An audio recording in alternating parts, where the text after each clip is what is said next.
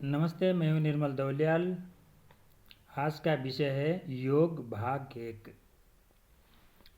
मन केंद्र है, संस्कारों में बधा हुआ है। ये संस्कार ही चित्त वृत्तियों को नियंत्रित भी करते हैं। मन में विषयों के अनुसार तथा संस्कारों के अनुरूप कामनाएं पैदा होती जाती है। कामना ही माया का जीवन में प्रवेश है। कामना को मन का बीज कहते हैं। कामस्तदग्रे समवर्तितादि मनसो रेतः प्रथम यदासित। प्रत्येक कामना के साथ नया मन पैदा होता है और कामना पूर्ति के साथ ही मर जाता है। योग कामना के रास्ते मन को मारने का मार्ग है। पुराना व्यक्ति मर जाता है, नया पैदा हो जाता है। कामना के मर जाने पर व्यक्ति के समक्ष स्वयं के स्वरूप परमात्मा के अतिरिक्त कुछ रहता ही नहीं है। वायु रहित स्थान में जैसे दीपक नहीं झिलमिलाता, यदि यही स्थिति अब योगी के मन की हो जाती है। गीता 5:20। जिस चरम सुख को प्राप्त करने के उससे अधिक पाने योग्य नहीं समझता, जहाँ भयंकर दुख से भी विचलित नहीं होता। 23वां श्लोक। उसको भेद प्रथा रूप दुखों से रहित योग नाम की अवस्था समझो। यह योग न उकताए हुए श्रद्धायुक्त मन से होता है। 24वां श्लोक। अर्थात जिस निरुद्ध अवस्था में मन चंचलता का छोड़कर स्वयं निश्चल हो जाता है, विषयों से उत्पन्न मलिनता के न रहने से सुख का अनुभव करता है, ईश्वर आत्मा के साथ अति निकटता को प्राप्त करना योग है। योग निश्चित से आस्तिकता से उत्पन्न हुई श्रद्धा से पूर्ण रूप में मन लग जाता है। मन से ही संकल्पों का त्याग करना होता है, कर्मों का नहीं। जैसे जैसे विषयों में मन पीछे हटेगा, मन आत्मा में लीन होने लगेगा, वरना फिर से यह मन विषयों को ही ग्रहण करेगा। सब मन में समभाव देखने वाला योग से संपन्न हुआ साधक आत्मा को सभी जड़ चेतन वर्ग में ठहरा हुआ और सभी भूतों को आत्मा ही देखता है। आत्मा सभी प्राणियों में ग्राहक के रूप में विद्यमान है। आत्मा में सभी प्राणियों का ग्राह्य रूप ज्ञान द्वारा जानकर उनका एक ही भाव करे। 30वां श्लोक। मन की निर्मलता, अंतःकरणों में शांति, मौन, मन का संयम, भाव शुद्धि, यह मन की तपस्या है।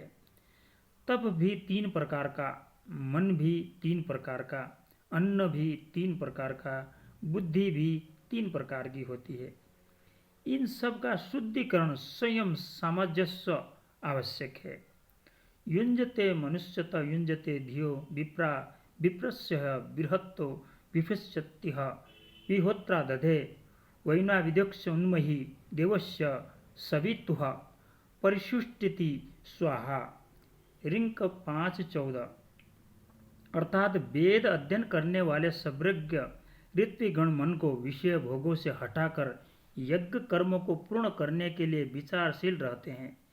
हे सविता, देवतु प्राणियों का साक्षीभूत प्रेरणादायक श्रेष्ठ स्थितियों से प्रशंसित है। यह हवि तेरे लिए है, तू हमारे अनुकूल हो। अथवा जो प्रज्ञावान अपने मन को एकाग्र करते हैं, बुद्धि को एकाग्र करते हैं, हमारे सभी कर्मों को जानने वाला सविता देव है। यह होता उसकी स्तुति कर रहा है। योग का सीधा सा अर्थ है जोड़ना।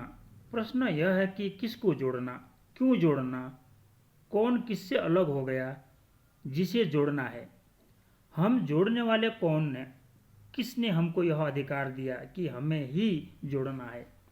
फिर जोड़ने के भी कई प्रकार के तरीके हैं। इनमें से कौन सा तरीका काम लिया जाए, बिना जोड़े कौन सा नुकसान हो सकता है, जिसके लिए जोड़ना आवश्यक भी है। क्या योगी के अलावा अन्य व्यक्ति भी यह कार्य कर सकता है? कई प्रश्न है। योग क्या है? 2 अलग अलग इकाइयों को जोड़ने का माध्यम योग है। यहाँ हम जिन इकाइयों की बात करेंगे वे है ईश्वर और जीव। जीव ईश्वर अंश है, उससे छिटक कर अलग हुआ है, उसके साथ फिर से मिल जाना है, टेढ़ा काम है। दोनों ही अदृश्य इकाई है, हम इनके बारे में नहीं जानते हैं, कैसे मिला सकते हैं। दोनों को कृष्ण ने तो गीता में कर्मयोग, बुद्धि योग, भक्ति योग, ज्ञान योग जैसे मार्ग सुझाए हैं। किंतु यह भी समझना पड़ेगा कि किस योग का सहारा किस व्यक्ति को लेना चाहिए।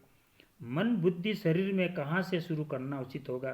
फिर यह हठ योग जैसे मार्ग क्या है? पतंजलि का अष्टांग योग कितना उपयोगी है? यह सारी यात्रा भेद से अभेद की है। जीव दैत्य है, वहाँ अच्छा है, बुरा है, सुख है, दुख है, त्रिगुण के आवरण है। ये आवरण मन और बुद्धि पर भी है, अन्न पर भी है। यज्ञ, दान और तप को भी प्रभावित करते हैं। विद्या अविद्या के भी आवरण होते हैं, तथा पाप और पुण्य के भी। हमें एक लक्षण की परीक्षा करनी है। जिस प्रयोजन की सिद्धि करनी है उसके साथ न्याय करना पड़ेगा। क्या इस योग मार्ग में समाधि आवश्यक है? यह भी सविकल्प और निविर्पिकल्प दो प्रकार की होती है। ये सारे मार्ग आवरणों को समझने और ज्ञान द्वारा हटाने के लिए उपयुक्त माने गए हैं। सविकल्प समाधि में विचार रहते हैं, किंतु एकाग्रता के माध्यम से रज और तम की शक्तियों को छीन किया जाता है, ताकि मन सत्व गुण और प्रतिष्ठित हो सके, निर्मल हो सके, शनै शनै विकल्प छूट सके। प्रज्ञा का जागरण किया जाता है। ऋतंबरातंत प्रज्ञा कहा है।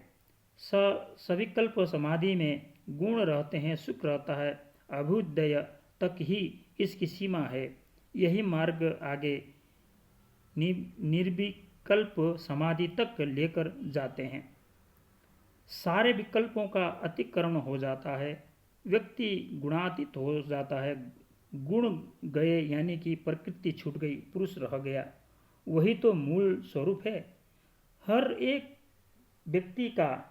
इसी को महर्षि पतंजलि चित्त वृत्ति का एकीकृत रूप या निरोध कहते हैं। यही व्यक्ति की अपने स्वरूप में स्थिति है, यही योग का लक्ष्य है। प्रश्न यह उठता है कि किस मार्ग से चलकर यहाँ तक पहुँचा जा सकता है, वह योग कैसा है? गीता में कृष्ण ने 2 अभ्यास मार्ग दिए हैं। हमारे व्यक्तित्व के एकीकृत स्वरूप के लिए अभ्यास और वैराग्य की अनुशंसा की है। अभ्यास तो निधिध्यासन ही है। इससे दैत्य अथवा विरोधाभासों से मुक्ति मिलती है। दैत्य राग में रहता है, वैराग्य में नहीं रहता। धन्यवाद।